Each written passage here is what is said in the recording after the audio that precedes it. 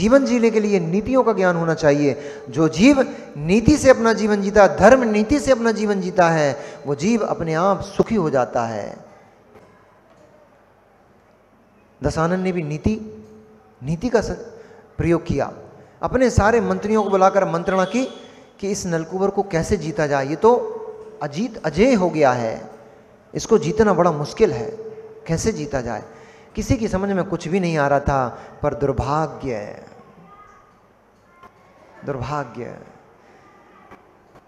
जब जीव का दुर्भाग्य काम करने लग जाता है तो चूहे सुरंग बना देते हैं। जब दुर्भाग्य काम करने लग जाता है तो चूहे सुरंग बना देते हैं और बड़े बड़े परकोटे खड़े रह जाते हैं, चूहे की सुरंग काम कर जाती है। बड़े बड़े महल चूहों की सुरंगों ने ढह दिए। दुर्भाग्य काम कर गया, बेचारे जीव का दुर्भाग्य काम कर दिया। जिसको वो जान से भी ज्यादा प्रेम करता था, ऐसी उसकी उपरम्भा नाम की पत्नी, जो पटमहिषी थी, उसकी नलकूबर की पटरानी थी, वह कुंवारी अवस्था से ही, पूर्व प्रयास से ही वह रावण की दीवानी थी। वह मन ही मन रावण को बहुत प्रेम करती थी और वह चाहती थी कि मेरा विवाह तो दशानन के साथ ही हो। पर वैरवश उसके पिता ने उसका विवाह रावण के साथ नहीं, इंद्र का वैभव देखते हुए उसके पिता ने उसका विवाह इंद्र के साथ कर दिया। इंद्र नहीं, नलकूबर के साथ कर दिया। चूंकि इंद्र का सामंत था, इंद्र का विशेष पात्र था, इसलिए उसका वैभव और इंद्र का विशेष पात्र देख करके उसके पिता ने उसका विवाह नलकूबर के साथ कर दिया। लेकिन भैया,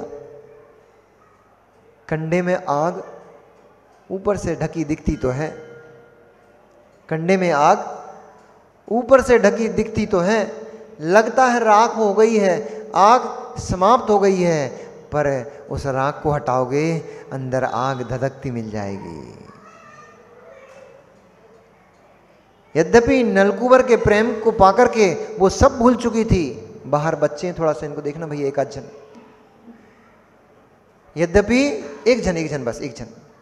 यद्यपि नलकूबर का प्रेम पाकर के वह उपरंभा, वह पुरानी सब बातों को भूल चुकी थी, लेकिन कंडे की आग जैसे ही कुर दोगे वैसे ही चिंगारी निकल पड़ेगी और फिर उसमें थोड़ा सा ईंधन मिल जाए, फिर तो विशाल रूप धारण कर लेती है, फिर तो बड़े बड़े वनों को जला करके नष्ट कर देती है।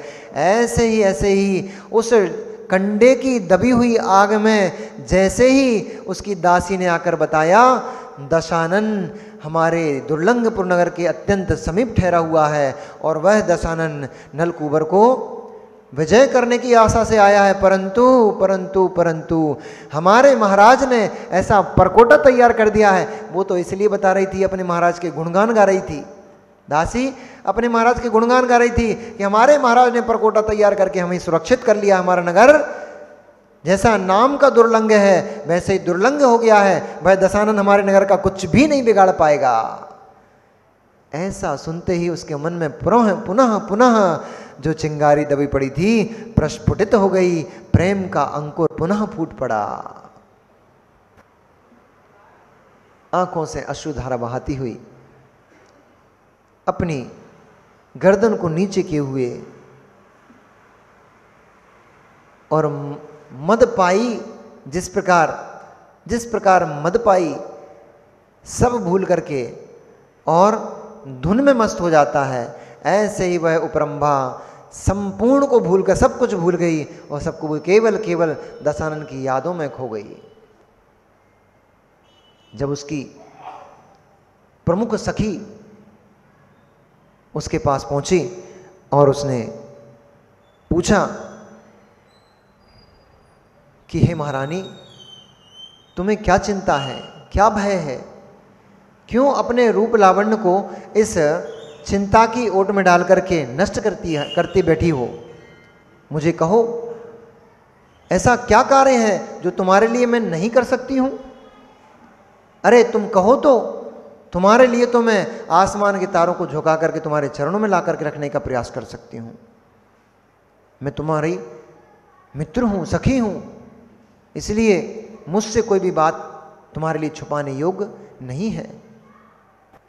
ध्यान रखना, ध्यान रखना, मित्र तो बनाओ, लेकिन मित्र बना करके भरोसा भी करो, उतना ही करो जितना करना आवश्यक है। अपना परम मित्र मान करके अपने हृदय की पूरी बातें किसी को बतला मत देना। सुन रहे हो भैया, ये भी नीति है। अपने हृदय के पूरे रहस्य से पूरी बातें किसी को बतला मत देना।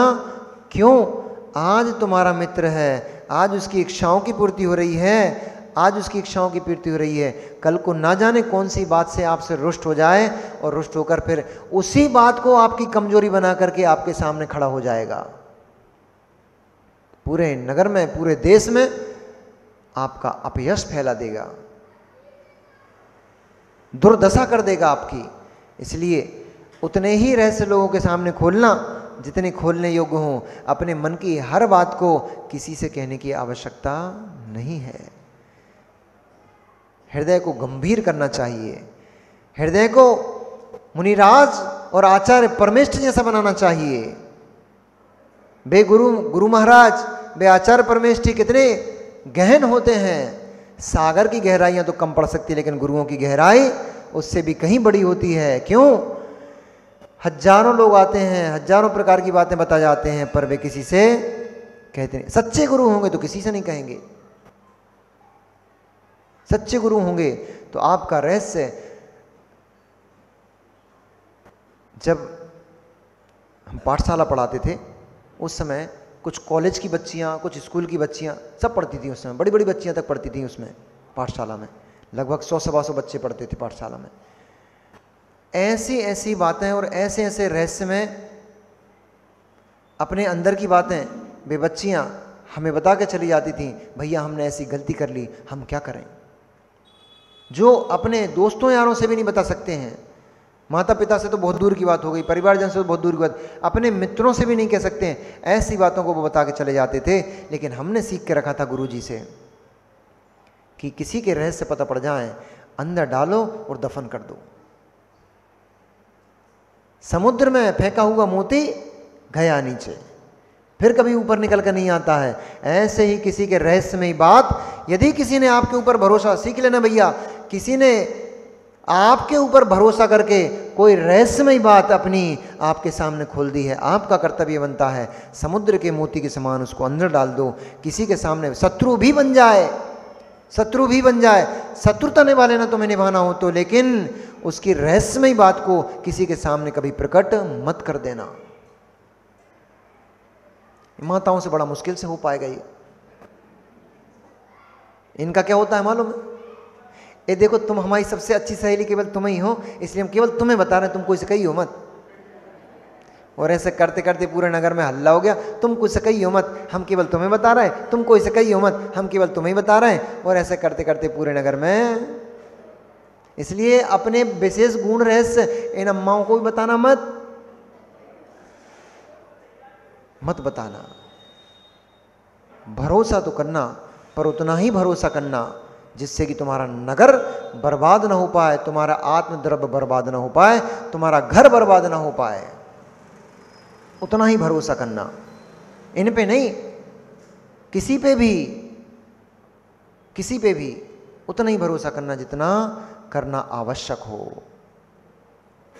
खुद के परिणाम नहीं समझते भैया। कल मैं बता रहा था ना, खुद के परिणाम को पता नहीं होता, कब कितने नीचे गिर जाएं। दूसरे के परिणामों के लिए क्या कहोगे? खुद के परिणाम बड़े मुश्किल से समझते हैं। इसलिए एक छोटा सा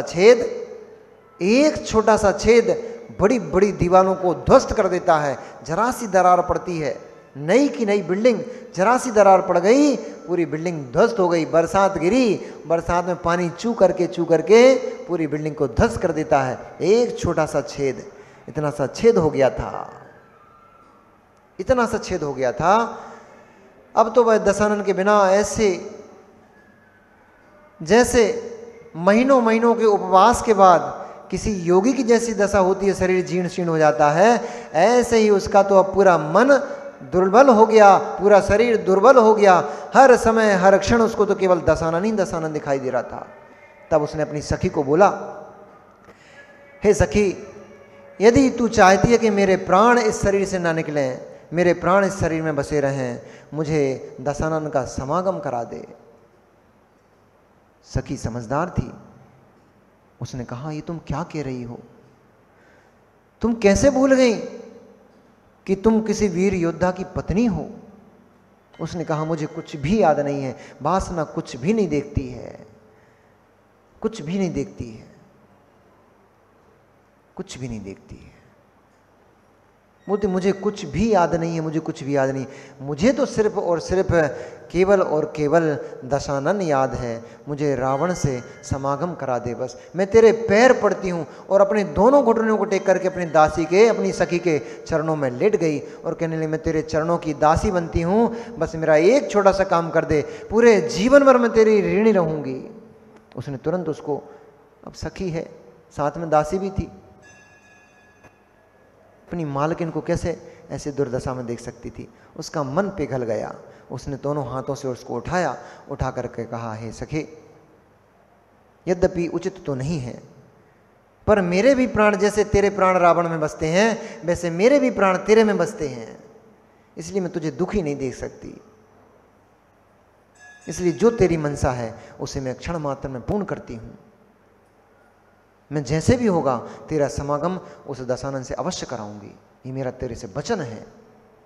और यदि नहीं करा पाई तो मैं अपनी ही कटार से अपनी जीभा को निकाल कर फेंक दूंगी, अपने प्राण दे दूंगी।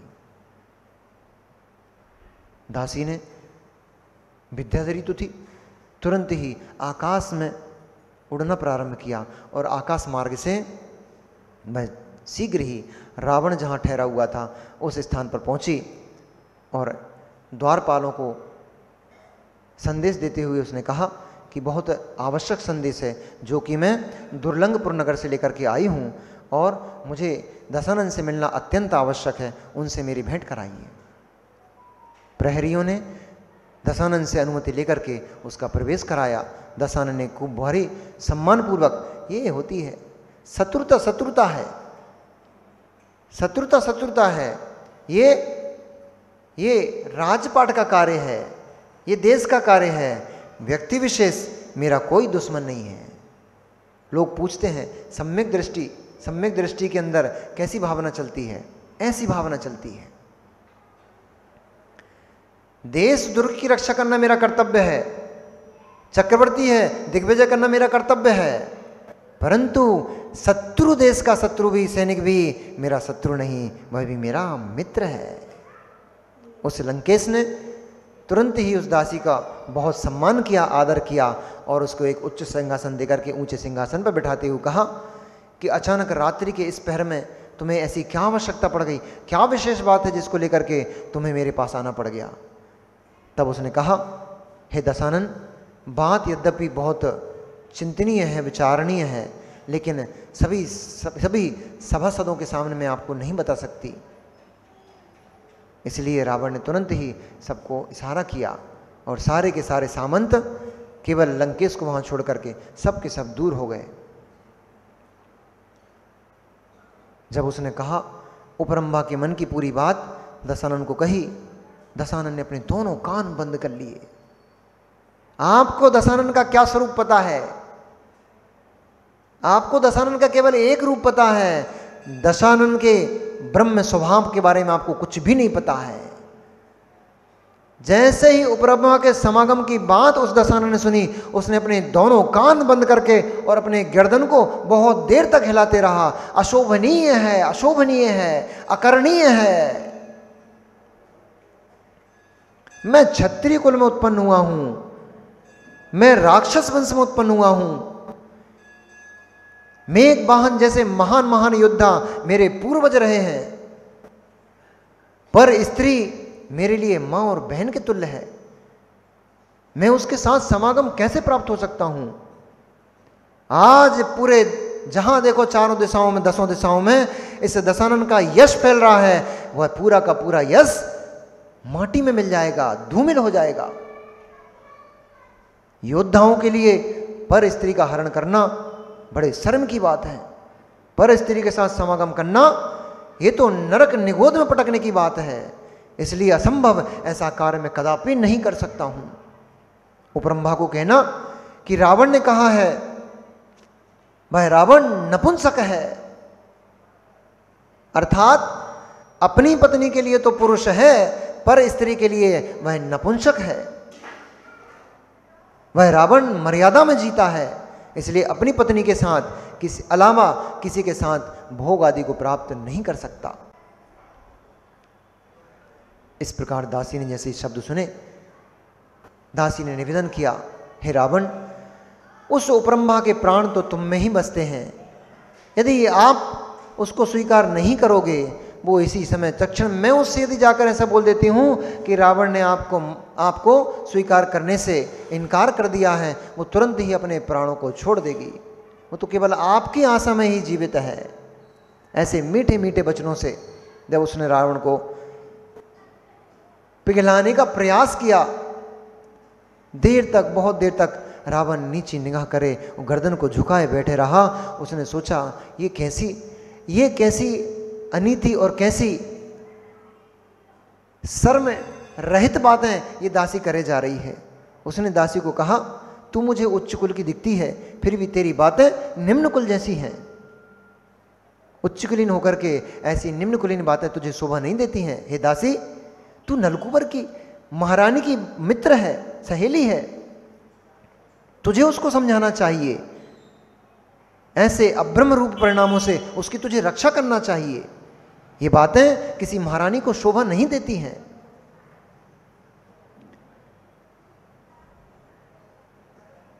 उसके बार बार निवेदन करने पर ये शब्द विभीषण के कान में पड़ गए। विभीषण नीतिज्ञ पुरुष था। विभीषण ने पूरी योजना तुरंत अपने दिमाग में तैयार कर ली। नीतिज्ञ पुरुषों का काम यही होता है। मंत्री नीतिज्ञ होते हैं। नीतिज्ञ पुरुष का काम यही होता है, थोड़ी सी संध मिल भर जाए वो तुरंत ही उसमें शस्त्र घुसा देते हैं। विभीषण का पूरा दिमाग चल गया और उसने तुरंत ही नीति खड़ी कर ली, नीति तैयार कर ली। उसने तुरंत ही दशानन को अपने पास बुलाया और कहा, हे भ्राता, हे महाराज, ये तुम क्या करने जा रहे हो? दासी को अपने पक्ष में लिया पहले। हे महाराज, ये क्या करने जा रहे हो? एक जीव की तुम्हारे कारण हत्या हो जाएगी, तुम्हें पाप का बंध होगा,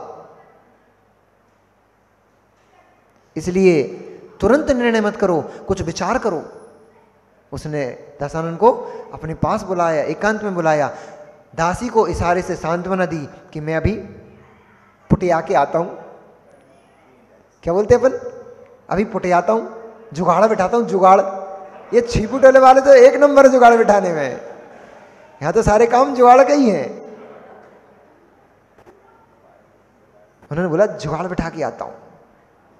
दशानन को लेकर जाकर गया और कहा, हे दशानन, तुम्हारे पास शत्रु के अंदर प्रवेश करने का मार्ग मिल गया है, तुम क्या कर रहे हो? उस परकोटे को हम नहीं तोड़ पाएंगे, लेकिन उपरंभा वहां से बाहर अंदर आ जा सकती है। इसका मतलब कोई ना कोई तरीका ऐसा है जिस तरीके से हम अंदर बाहर उस परकोटे के हो सकते हैं, वो हमें उपरंभा से मिलेगा। इसलिए तुम स्वीकार कर लो। दशानन की भी दिमाग चल गया, बात तो सही है।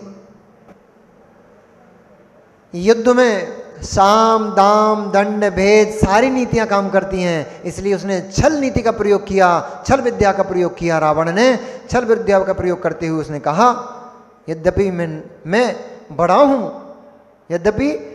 हूं, तब भी मेरे अनुज विभीषण की बुद्धि मुझसे अधिक कार्य करती है।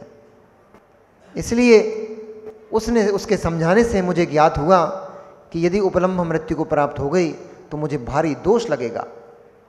इसलिए मैं उस दोष का भागी, उस पाप का भागीदार नहीं बनना चाहता हूं। इसलिए हे बाले, हे कृशांगी, तू जाकर के उपरंभा को मेरे पास ले आ। ऐसा सुनते ही वह दासी तो उछल पड़ी और जय जयकार करती हुई तुरंत वहां गई और रातों रात वह उपरंभा को वहां से लेकर के दशानन के पास आ गई। दशानन ने उस महारानी का सत्कार किया, स्वागत किया, स्वागत करके उच्चासन पर बैठाते हुए उससे बहुत वार्तालाप किया। कैसा है उसका महल, कैसी कैसी विद्याएं उसके नलकुबर जानते हैं। प्रेम पास में फंसी हुई बेचारी, प्रेम पास में, प्रेम बर्बाद कर देता है।